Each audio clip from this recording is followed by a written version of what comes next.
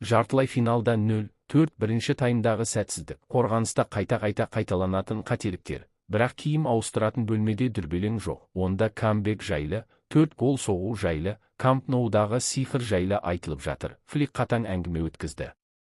Рафиня қайта оралуда. Решфордта алаңға шығуға жақын.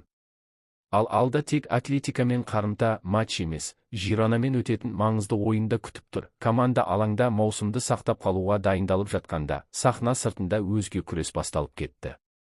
Президент сайлауы, Касадоны сатуы мүмкін деген әңгімелер, Левандовскийдің болашағы және жаңа трансферлік мақсаттар. Бүгін осының бәрін талдаймыз. 0-4 есебінен қайтып келу мүмкін бе? Сәтсіздікке кім кінәлі және Барселона жазда қандай командаға айналуы мүмкін? Соның бәрін қарастырамыз. Испания кубогының жартылай финалындағы алғашқы матчта Атлетико Мадридтен 0-4 есебімен жеңілу Барселона үшін ауыр соққы болды. Команда бірінші таймның өзінде 4 гол жіберіп алды. Клуб ішінде ең үлкен алаңдаушылық қорғаныстағы ойынға қатысты. Спорт басылымының мәліметінше, әсіресе қаптал қорғаушыларының қайталанатын қателіктері алаңдатады. Жюль Кунде мен Алехандро Бальденің Атлетикоға қарсы ойыны өте әлсіз деп бағаланды және клубта мұндай сәтсіздіктер жүйелі сипат алып бара жатыр деп есептеледі. Өткен маусымда Кунде тұрақты ойнап, шабуылға тиімді қосылса, биыл оған тұрақтылық жетіспейді. Ал қорғаныстағы әрекеттері күткен деңгейден төмен бағалануда. Бальдеге қатысты да ойын деңгейінің төмендеуі байқалады.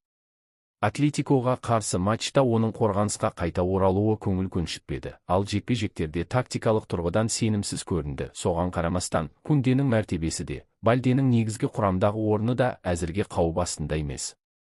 Жоау Канселу мен Жерар Мартин ротация нұсқалары ретінде қарастырылуда, ал бапкерлер штабы маусымның шешуші кезеңі жақындағанын ескеріп, екі қорғаушының да үздік формасын қайтару бағытында жұмысын жалғастырады. Дегенмен, киім ауыстыратын бөлмедегі көңіл күй сырт көзге көрінгенде емес. Mundo Deportivo мәліметіне сәйкес, ойыншылар камбэк жасауға болады деп сенеді. Қарымта матч 3 наурызда Камп Ноуде өтеді. Клубта Флик 2024 жылдың жазында келгеннен бері Барселона кемінде 4 топ айырмасымен 12 рет жеңіске жеткенін еске алады. Бұл қарсыласуды қосымша уақытқа жеткізуге жеткілікті нәтиже. Мұндай матчтардың қатарында Вальядолидті 7-0, Янг Бойсты 5-0, Валенсияны 6-0 және Олимпиакосты 6-1 есебімен жеңу бар. Бұл қарсыластар Атлетикодан әлсіздеу болғанымен, статистика сенім ұялатады. Маңызды ойыншылардың қайта оралуы да қосымша үміт береді. Қарымта кездесуде Флик Педриге, Рафиньяға және алғашқы матчты жарақатына байланысты өткізіп алған Маркус Решфордқа сенім арталады. Үй алаңының факторы да маңызды рөл атқарады. Ла Лигада Барселона өз алаңындағы барлық 11 матчта жеңіске жетті, ал барлық турнирлерді қосқанда 15 ойынның 14-інде жеңген. Клуб ішіндегі ақпаратқа сүйенсек, Флик нақты тапсырма қойған. Бірінші таймда 2 гол, екінші таймда тағы 2 гол соғу. Ойыншылар алғашқы минуттардан бастап барынша қарқынды ойнаса, мұны орындауға болады деп санайды. Әсіресе нәтижелілік жағына мәселе жоқ. Маусымдағы 30 матчта соғылған 99 гол команданың шабуылдық әлеуетін айқын көрсетеді. Мадридтен оралған соң Флик командамен қатаң сөйлесіп, бірінші таймдағы ойын жүлдеге таласатын ұжым үшін мүлде жарамсыз болғанын атап өтті. Айтылған сөздер ойыншыларға жеткені хабарланады. Дани Ольмо да әлеуметтік желілер арқылы жанкүйерлерге үндеу жасап, команда жартылай финал деңгейіне сай ойнай алмағанын мойындады. Бірақ Камп Ноуде соңына дейін күресетіндерін айтып, берілмейтіндерін жеткізді. Осылайша Барселона ішінде өзін-өзі сынға алу мен үміт қатар байқалады. Бір жағынан, қорғаныстағы алаңдатарлық белгілер мен қапталдағы қорғанысты шұғыл күшейту қажеттілігі бар. Екінші жағынан шабуылдағы әлеуетке деген сенім, негізгі ойыншылардың оралуы және өз алаңындағы стадионның ерекше атмосферасына деген үміт. Қарымта матч тек тактика мен форманың ғана емес, мінездің де сынағы болады. Дәл сол ойын осы маусымдағы ең қиын камбэктердің біріне сенімнің ақталатынын көрсетеді. Достар, осы жайлы ойларыңызды пікірге жазыңыздар және бұл видеоға лайк басып, арнаға жазылуды ұмытпаңыздар. Қолдауларыңыз біз үшін өте маңызды. Үлкен рахмет. Ал енді жалғастырайық. Кубоктағы қарымта матч туралы ойламас бұрын, Барселонаны Ла Лигадағы өте маңызды сырт алаңдағы ойын Жиронаға қарсы матч күтіп тұр.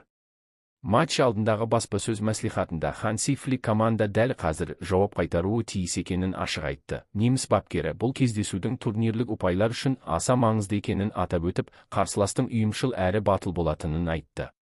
Оның сөзінше, Жирона алаңда дұрыс орналасуды, қорғаныстан сапалы шығуды және мінез көрсете ойнауды жақсы біледі. Флик командасынан соңғы матчпен салыстырғанда көбірек өткірлік пен қарқын талап етті. Атлетикадан жеңілу туралы айта келе, ол бұл кездесудің Чемпиондар лигасы деңгейіндегі ойын болғанын айтты. Алғашқы 45 минутта бізде дұрыс бәсекелестік көңіл-күй болмады, әсіресе жекпе-жектерде, деді бапкер. Сонымен қатар ол жеңілістердің болып тұратынын, ең маңыздысы соған дұрыс жауап беру екенін қосты. Оның айтуынша, жаттығу жоғары қарқынмен өткен. Команда сенімді көрініп, голдар соқты. Бұл алдағы матч алдындағы басты белгі. Флик төрешілік мәселесіне де тоқталды. Ол Мадридтегі матчтан кейін төрешімен жеке сөйлесіп, есептелмей қалған гол эпизодын талқылағанын растады. Оның айтуынша, әңгіме тыныш әрі сындарлы өткен. Дегенмен бапкер төрешінің шешімі жеңілістің себебі емес екенін ерекше атап өтті. Біз бәріміз адамбыз, қателесуіміз мүмкін. Ең бастысы, жұмысты жалғастырып, дамуды тоқтатпау, деді ол. Ол назарын толықтай команданың ойынына бағыттағанын да жеткізді. Құрам бойынша маңызды жаңалықтар бар. Маркус Решфорд жағдайы жақсарғанына қарамастан Жиронаға қарсы ойнамайды, оған сақтықпен қаралады. Ал Рафинья алаңға шығуға дайын. Флик тағы да оның команда үшін маңызын атап өтіп, бразилиялық ойыншы алаңдағы қарқын мен динамиканы арттыратынын айтты. Оның үстіне бапкер өткен маусымда Рафиньяны әлемдегі ең үздік ойыншы деп санағанын тағы да қайталады. Жартылай қорғауға келсек, Фликтің айтуынша, Педри ақпан айының ішінде қатарға қайта оралады. Ал Гавиге қатысты клуб сақтық танытпақ, ол наурызға қарай дайын болуы мүмкін. Бапкер жаттығуда көргені үміт ұялатады деп атап өтті, бірақ ешкім асықпайды. Осылайша, Жиронаға қарсы матч алдында команда ішіндегі көңіл-күй ақталумен емес, өзіне деген талаптың жоғары болуымен сипатталады. Флик нақты айтты. Алғашқы минуттан бастап шоғырланып, сенімді ойнап, Мадридтегі бірінші таймдағы қателіктерді қайталамау маңызды. Маусым жалғасуда, барлық турнирлердегі күрес әлі алда. Ал жақын матчтар Барселонаның ауыр жеңілісті қаншалықты тез даму нүктесіне айналдыра алатынын көрсетеді. Алайда алаңдағы міндеттермен қатар, клубтың болашағы да айқындала бастады, басқару деңгейінде де, құрам тұрғысынан да. Насальтрес жобасының қозғаушы күші Виктор Фонт президент сайлауында жеңіске жеткен жағдайда оның штабы жазға арналған ойыншыларды келісімшартқа отырғызу бағытында жұмыс бастап қойғанын мәлімдеді. Оның айтуынша, дайындық жұмыстары дәл қазір жүргізілуде, соңғы сәтке қалдырылмайды. Ол нақты спорттық жоспардың қажеттігін атап өтті.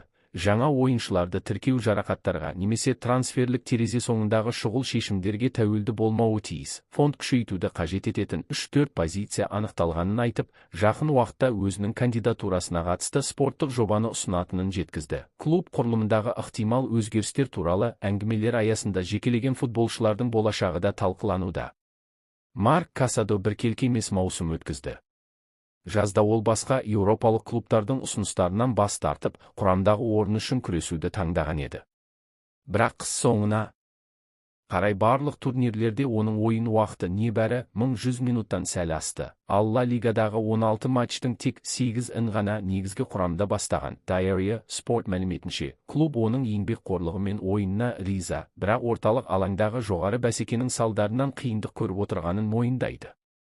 Френки де Йонг, Педри, Эрик Гарсия, Марк Берналь және Гавидің жақын арада оралуы негізгі құрамға кіруді күрделендіреді. Сондықтан лайықты ұсыныс түссе, клуб жазда Касадоны сатуды да жоққа шығармайды. Сонымен бірге ойыншының басты мақсаты клубта қалып, өзінің деңгейін дәлелдеу. Бұған дейін оны Атлетикамен байланыстырған, сондай-ақ Сауд Арабиясынан қызығушылық болуы мүмкін деген ақпараттарда шыққан. Тағы бір маңызды тақырып, Роберт Левандовскийдің болашағы. Шабуылшының келісімшарты 30 маусымда аяқталады. Оның отбасы агенті Пини Захавиге өз басымдықтарын білдіріп қойған. Ойыншының айналасындағы ақпарат көздерінің мәліметінше, егер Барселона оған келісімшартты ұзартуды ұсынса, ешқандай ұзақ талқылау болмайды. Бұл бірінші нұсқа, ал егер мұндай ұсыныс түспесе, онда Мілске ауысу мүмкіндігі қарастырылады. Онда Чикаго Файр клубы оның айналасында амбициялы жоба құруға дайын. Сауд Арабиясы басым бағыт ретінде қарастырылмайды, ал Германияға қайта оралу мүлде жоққа шығарылады. Испанияда Левандовски тек Барселона сапында ойнауға дайын, сонымен қатар клуб болашаққа бағытталған жұмыстарын жалғастыруда. Скауттардың жіті бақылауындағы ойыншылардың бірі бельгиялық, конголық текті вингер Джесси Бисю Брюгге. Ол Еуропадағы ең болашағы зор жас жұлдыздардың бірі саналады. Дереккөздер Барселонаның қызығушылығы бар екенін растайды. Алайда клубпен ресми келіссөздер әлі жүргізілмеген. Бисюдің келісімшарты 2027 жылға дейін жарамды, ал Брюгге оны ұзартуды көздеп отыр. Футболшы бірден негізгі құрамды күшейтетін ойыншы ретінде емес, ұзақ мерзімді жоба ретінде қарастырылуда. Осылайша, алаңдағы қиындықтар мен кубоктағы камбэк үшін күреспен қатар, Барселонада болашақтың бейнесі де қатар қалыптасып жатыр. Басшылық құрамында өзгерістер болуы мүмкін. Кейбір ойыншылардың болашағы белгісіз. Трансферлік нарықтағы жұмыспен жаңа таланттарды іздеу жалғасуда. Мұның бәрі клубтың тек қазіргі нәтижемен емес, келесі жылдарға арналған стратегиямен өмір сүріп жатқанын көрсетеді. Алда шешуші апта тұр. Атлетикамен қарымта матч команданың мінезін көрсетеді. Жиронамен ойын реакциясын байқатады. Президент сайлауы клуб бағытын айқындайды. Жазғы трансферлік терезе Барселонаның болашақ бейнесін қалыптастырады. Флик командасы маусымдағы ең үлкен камбэктердің бірін жасай ала ма, Левандовски қала ма, ал бұл жаз бүкіл жоба үшін бетбұрыс сәтіне айнала ма? Пікірге жазыңыздар. 0-4-тен кейін камбэкке сенесіздер ме, және сіздердің ойларыңызша ең алдымен қай позицияны күшейту керек? Егер шығарылым пайдалы болса, лайк басыңыздар. Бұл шынымен де видеоны ілгерілетуге көмектеседі. Қарымта матч талдауы мен барлық трансферлік жаңалықтарды өткізіп алмау үшін арнаға жазылыңыздар. Алда тек қызық бола түседі.